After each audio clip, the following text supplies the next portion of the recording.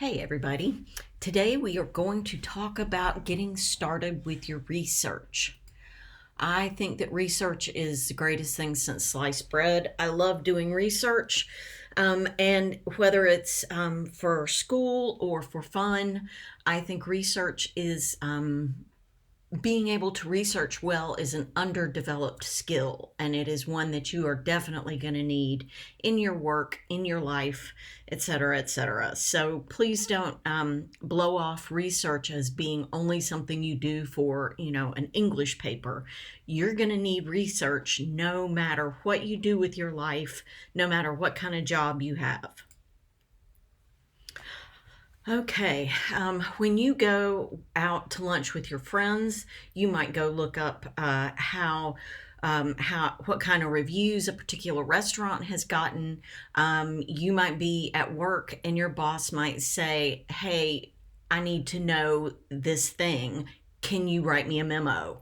Can you find out blah blah?"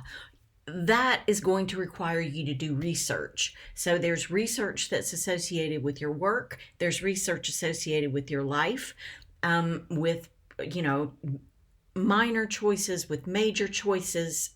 You're going to do research every day for the rest of your life. And you've already been doing research. So there's that. You already kind of have an idea of how to do this. But research means that you need to examine what we already know, what you already know about your topic, what is already known in the academic world, and then maybe, kind of go a little further than that. You might wind up reading book chapters, articles, you might look at websites and what have you. You might need to do field research. You might need to do an interview with someone. These are all types of research. Please do not get overwhelmed. It's real easy to get overwhelmed when you're doing research. When I was in grad school and was researching my topic, I would find myself, after just a little bit of time, way off in the weeds after having discovered all these really cool search terms that were tangentially associated with what I was researching, but really did not speak to my topic. And it's really easy to get overwhelmed and throw your hands up in the air, or get overwhelmed and wind up, going down rabbit holes. So you need to have a strategy, you need to have a plan. Before you get going with your research, you need to have an idea of what you will do if you find, these things that seem really cool and really interesting. What I wound up having to do was keep a list of these search terms that I found that were really interesting, or journal articles that I really wanted to read, or what have you. I had a list of those things where I let myself say, okay, I want to go and read more about this, but I can't do it now. So it does also require you to have a little bit of willpower. You really need to know what you're doing in terms of your assignment before you get started. Is it going to ask you to look only at a specific type of source? Is it going to ask you to do an interview type of, primary resource work? Do you have to use a specific database? There are multiple types of databases, and our school subscribes to many databases. Is your instructor asking you to use a database that speaks specifically to a discipline or a topic? So make sure that you know what the assignment is asking you to do before you jump in there and spend a lot of time on research. So like I said, you got to come up with a plan. You got to write about those things that you find, but before you actually have your list of things that you found, you have to do quite a lot of work, and you don't want to run higgledy-piggledy, as they say, all over the databases, just pulling in, whatever might have a search term that's similar. You'll need to find the sources, read them, sort through them, get rid of some, keep the others, keep up with the things that you find. and then ultimately write about those sources. You'll need to be real careful with your documentation. Don't be sloppy. If you are planning to be in school for any amount of time, I strongly recommend a website called Zotero, and I'll put a link in it, a link in our website, in our class website to it. But it is basically it builds a database for you of your resources that you find, and you can keep PDFs within it. Anyway, it's really great, and I will make some information about it available, but it will keep up with your documentation for you. I used it in graduate school. I still use it now. Come up with a list of tasks that you have to do in order to get through the assignment, and specifically what you need to do to complete your research. And then work backwards from the due date and look at how much time you have for various tasks. Be aware that some tasks take an awful lot longer than others. If you're told that something might take you a while, if you're told by an instructor this is a very time-consuming project, please don't misunderstand that as the teacher trying to convince you that you should put work in. The teacher is warning you. The teacher is not saying, okay, please work on this for X amount of time. The teacher is saying, be aware that you're going to need to block out some time for this, or you might find yourself creating an essay that is not good. If you're working on a big project, creating a writing schedule or a research schedule and keeping it in your calendar is always a good idea. You should have chosen a topic by now, and sometimes it takes longer to find a topic. Sometimes working with a couple of topics as you get going is acceptable, but for our purposes, you need to have a topic by now. For other projects, remember that you need to find a problem you can solve with the available resources, the things that are handy to you through your school. If you're working on something for schoolwork, look for a question that's within the scope of the assignment and that you can actually work within the time limit and the length of the essay to come up with a good, legitimate answer. A larger page limitation does not necessarily mean you need a larger topic. Frequently, what seems like and feels like a very small topic is actually going to wind up being a much bigger thing. As I was working with my one of my mentors to come up with a topic for my thesis in grad school, I would go to her with my topic and tell her what it was, and she would say, "Okay, that's a book." I thought I had a great topic, but actually it was entirely too big. Once I stepped back and looked at it, I saw what she meant, and it really was, a book topic. So you need to get that topic broken down into smaller pieces. So here are some examples of, a topic that's too broad versus a topic that's more manageable for the type of research you should be doing at this point in your collegiate career. You might go into an assignment and say, I want to write about the history of punk rock. Well, that's pretty big, and you're not going to be able to do it in a paper that is going to be assigned in for this level of college work. The history of punk rock is, an encyclopedia versus the influence of 1970s punk rock on Nirvana. If you look at each one of the three on the right-hand side of the screen there, you'll see that they are very specific. The development of jet fighters in World War II has a time frame. It has the specific type of aircraft, and it has a specific action that we're talking about. And each one of these specifically has those things. The influence of 70s punk rock on Nirvana is much more specific than just the history of punk rock. You should always read widely and always let your research guide you as you work on narrowing your topic. The previous slide that had the specific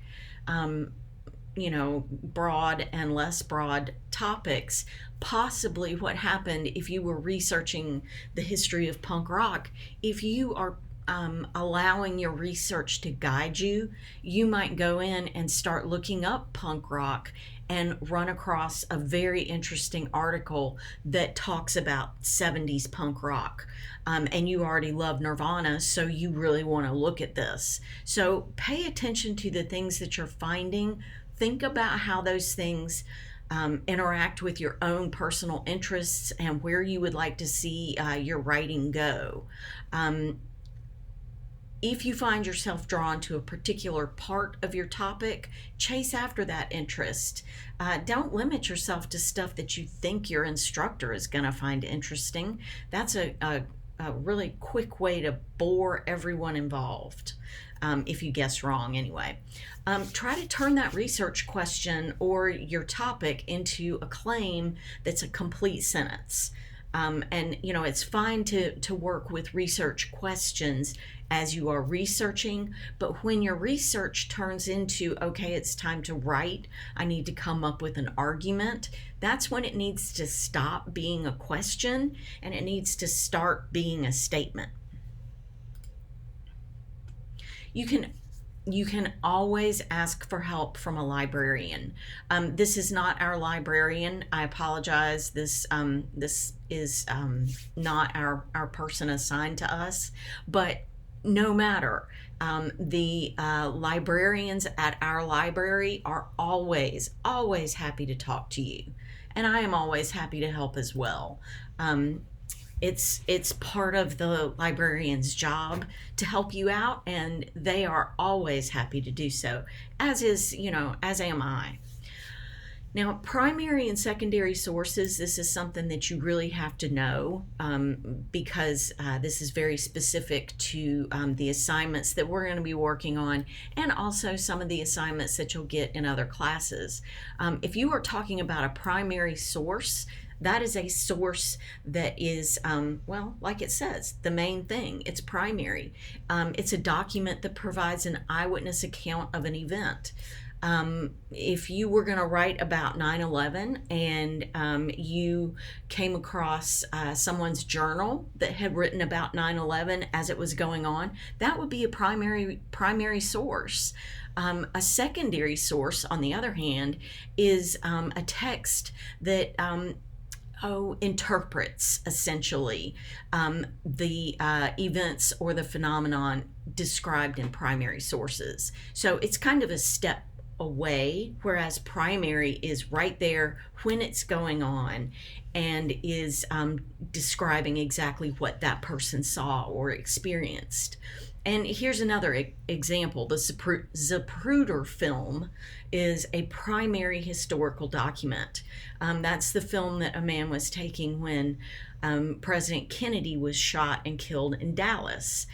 We have many books, articles, videos, recordings, etc., all kinds of texts that look at the film itself frame by frame and talk about what was going on the grassy knoll around him, what was going on in Dallas that day, the political climate, all of that stuff. Those are all things that you might learn through secondary sources, whereas the primary source, the Zapruder film, is going to show you something that happened, but then everything else that you find is going to talk about what happened, if that makes sense. I hope it does. Primary and new ground. Primary research represents raw data. Letters, journals, newspaper accounts, official documents, laws, court opinions, statistics, etc. Using primary sources requires you to generate your own ideas about a subject.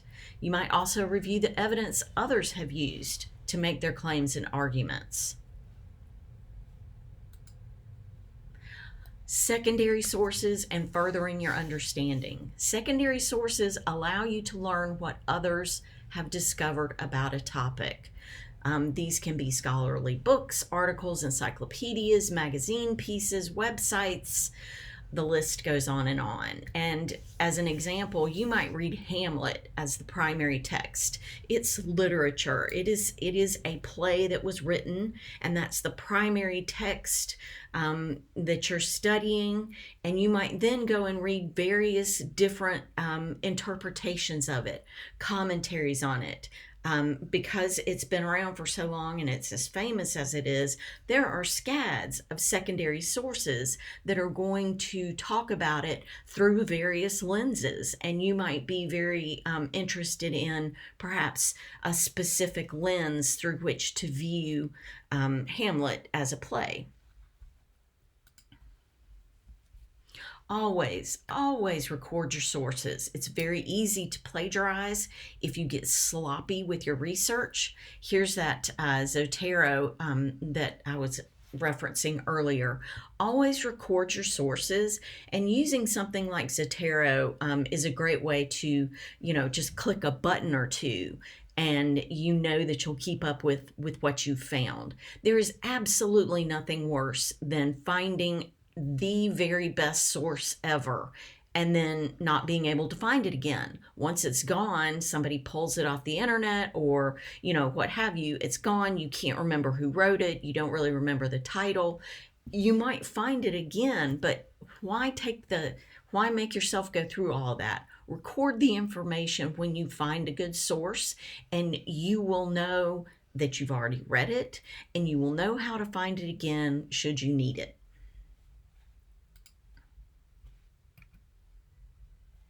All right, so that is our discussion of research and resources from a 10,000-foot view. Obviously, you are going to want to make sure that you have read over the assigned reading for this week. It's called Research Process, Accessing and Recording Information. Some of the information that's in there will be familiar from what I just went through, but you want to read through that. The discussion board will have a question for you to answer, and you are currently viewing the weekly lecture video, and you'll need to go and complete the lecture quiz when you're done with all of those things. The lecture quiz is pulled largely from the reading, so make sure that you have that reading handy to access as you go through and do the quiz. And also there's 10 questions, and there are a couple of questions on there where I say, define this thing, or it's basically an essay question, and I will have to go in and grade those. So the grade that you're going to get as a result of taking the quiz isn't going to be complete until I've gone in and graded the quiz. So please don't have a heart attack if your grade doesn't seem right, or if it marks something wrong. One of the things that frustrates me very much about Moodle is that setting up a quiz is not the easiest thing to do. So just wanted to run through that.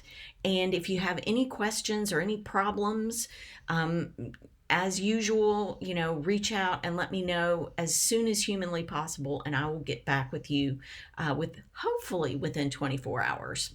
Okay, I hope you're staying warm, and I'll see you online.